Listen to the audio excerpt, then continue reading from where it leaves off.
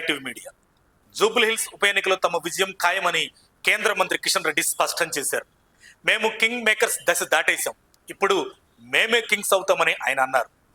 ఈ రోజు మీడియాతో మాట్లాడుతూ జూబ్లీహిల్స్ ఉప ఎన్నికలో టీడీపీ జనసేన కార్యకర్తలను కూడా ఎన్డీఏ భాగస్వాములుగా స్వచ్ఛందంగా పనిచేస్తున్నారని చెప్పారు. ప్రతి పార్టీ తమ గెలుపు కోసం ప్రయత్నించడం సహజమే, కానీ విమర్శలు పరిమితంగా ఉండాలని సూచించారు.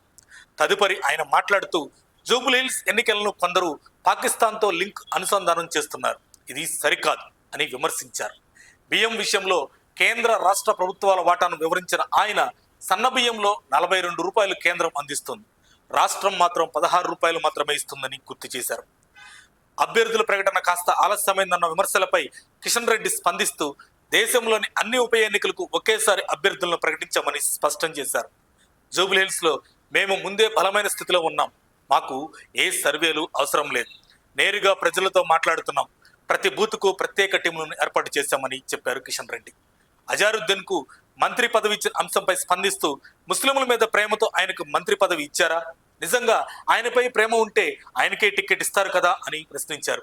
తమ పార్టీ మాటకు కట్టుబడి ఉందని, ప్రజలకు అసత్య హామీలు ఇవ్వలేదని చెప్పారు.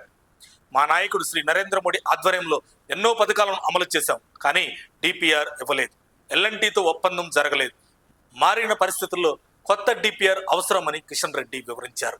మరిన్ని అప్డేట్స్ కోసం మా కాయ్ టీవీని సబ్స్క్రైబ్ చేసుకోండి. మా వీడియో కనుక మీకు నచ్చినట్లయితే లైక్ చేయండి, షేర్ చేయండి. మీ విలువైన అభిప్రాయాలను కామెంట్ బాక్స్లో తెలియజేయండి.